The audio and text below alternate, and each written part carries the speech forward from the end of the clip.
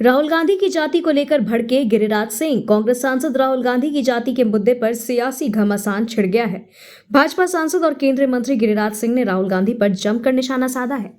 गिरिराज सिंह ने कहा कि राहुल गांधी दुनिया भर से जाति पूछते रहते हैं, लेकिन जब उनकी बारी आती है तो अपनी जाति छिपाते नजर आते हैं। गिरिराज सिंह ने यह भी कहा कि जब राहुल गांधी से उनकी जाति पूछ दे तो बस शर्मिंदा होकर दुनिया में भ्रम फैलाना शुरू कर देते हैं। गिरिराज सिंह ने कहा कि मैंने राहुल गांधी जैसा झूठा आदमी कहीं नहीं देखा है। इग्नू ने बीएड के अभ्यर्थियों को दी राहत, बिहार में बढ़ाई 385 सीटें। इग्नू ने बीएड के अभ्यर्थियों को बड़ी राहत प्रदान की है। संस्थान ने अभ्यर्थियों के लिए 385 सीटें बढ़ा दी हैं। इसी के साथ बीए, बीएससी, एमए, एमएससी एवं प्रबंधन के 15 नए कोर्स भी शामिल किए गए हैं। जुलाई सत्र में नामांकन व पुनः पंजीकरण की तिथि भी 15 अगस्त तक बढ़ा दी गई है। विस्तृत जानकारी विश्वविद्यालय के वेबसाइट पर उपलब्ध है। फेमस टीचर के नाम पर कोचिंग में एडमिशन ना ले, सुपर 30 वाले आनंद कुमार का छात्रों को संदेश।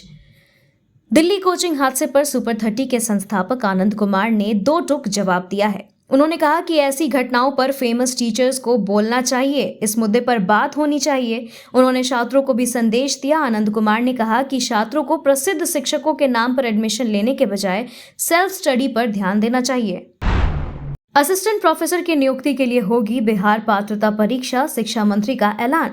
राज्य के विश्वविद्यालयों में अब सहायक प्राध्यापकों यानी बिहार असिस्टेंट प्रोफेसर की नियुक्ति के लिए बिहार पात्रता परीक्षा होगी। सरकार ने इसके लिए प्लान तैयार कर लिया है। शिक्षा मंत्री सुनील कुमार ने खुद इसकी जानकारी दी। उन्होंने कहा कि बिहार पात्रता परीक्षा में उत्तीर्ण होने वाले अभ्यर्थी राज्य के विश्वविद्यालयों में सहायक प्राध्यापक के पद पर पात्र माने जाएंगे।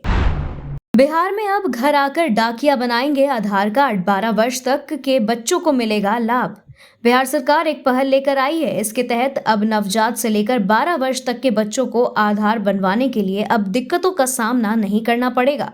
अब डाकिया घर आकर बच्चों का आधार कार्ड बनाएंगे। तेजस्वी का सीएम नीतीश को बड़ा ऑफर, कहा बीजेपी वाले नहीं मानते आपकी बात तो गिरा दीजिए सरकार।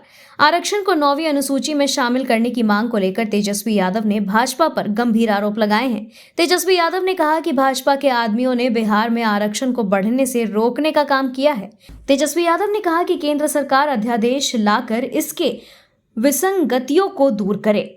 इसके अलावा उन्होंने नीतीश कुमार को भी इशारों ही इशारों में ऑफर देते हुए कहा कि यदि केंद्र की सरकार नीतीश कुमार की बात नहीं मान रही तो नीतीश कुमार सरकार गिरा दे। पटना हजारीबाग तक ही सीमित है पेपर लीक, सुप्रीम कोर्ट ने कहा सिस्टमैटिक फेलियर नहीं। नीट पेपर लीक मामले में सुप्रीम कोर्ट ने फाइनल फैसला सुनाया है। कोर्ट ने कहा है कि सभी पक्षों की दलीलें सुनने के बाद हम इस नतीजे पर पहुंचे हैं कि यह एक सिस्टमैटिक फेलियर नहीं है। पेपर लीक का असर हजारीबाग और पटना तक ही सीमित है। हमने ढांचागत खामियों की ओर ध्यान दिया है। कोर्ट ने कहा कि एग्जाम देने वाले कैंडिडेट की पहचान सुनिश्चित करना, पेपर लीक को रोकने के लिए स्टोरेज के लिए एसओपी तैयार करना सरकार और एनटीए की जिम्मेदारी है। बीजेपी सांसद संजय जायसवाल को पटना हाई कोर्ट से राहत। भाजपा सांसद संजय जायसवाल को आपराधिक मामले में पटना हाईकोर्ट से बड़ी राहत मिली है। पटना हाईकोर्ट ने जायसवाल के खिलाफ दायर आपराधिक मामले की कार्रवाई पर फिलहाल रोक लगा दी है। इसी के साथ इस मामले में न्यायाधीश संदीप कुमार की एकल पीठ ने राज्य सरकार से जवाब तलब किया। भाजपा सांसद के खिलाफ 18 फरवरी 2017 को घोड़ासन थाने में एफआईआर दर्ज की गई थी।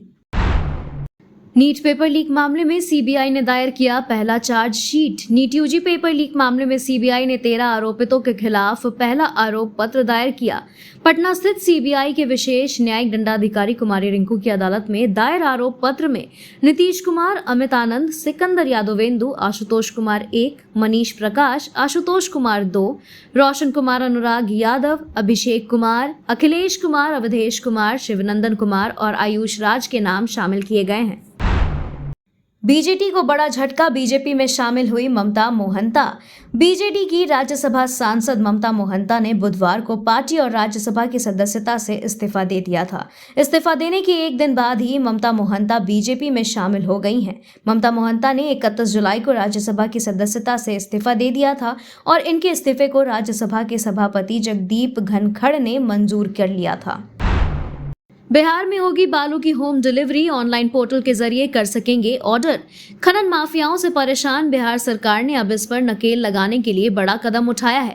पहले बालू घाटों की बंदोबस्ती को पारदर्शी बनाने का फैसला किया गया और अब बालू की खरीद के लिए ऑनलाइन पोर्टल लॉन्च करने की तैयारी है। बिहार के लोग अब घर बैठे ही बालू और गिट्टी की खरीद ऑनलाइन पोर्टल के जरिए कर पाएंगे। ऑर्डर प्लेस करने के बाद इसकी होम डिलीवरी भी कर दी जाएगी। आईएएस संजीव हंस और गुलाब यादव की मुश्किलें और बढ़ी।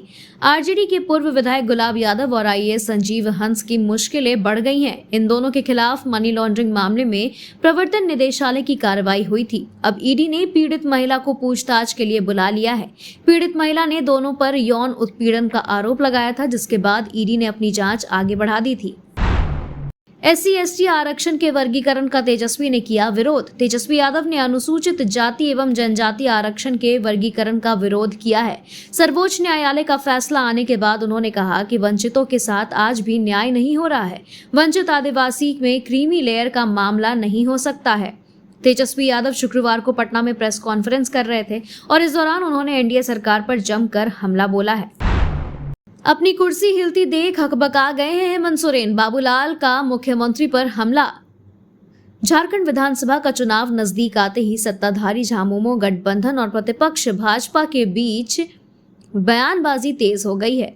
हेमंत सोरेन के भाजपा नेताओं के बैटरी डिस्चार्ज वाले बयान पर भाजपा प्रदेश अध्यक्ष बाबूलाल मरांडी ने पलटवार किया है। उन्होंने कहा कि विधानसभा चुनाव में झामुमो गठबंधन की हार तय है। अपनी हिलती कुर्सी को देखकर मुख्यमंत्री हेमंत सोरेन अकबका गए हैं और आप अनाप शनाप बोल रहे हैं।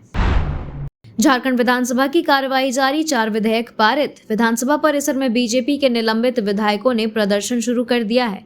विपक्ष की जो विधायक सस्पेंड नहीं है, उन्होंने भी कार्यवाही में भाग नहीं लेने का फैसला किया है।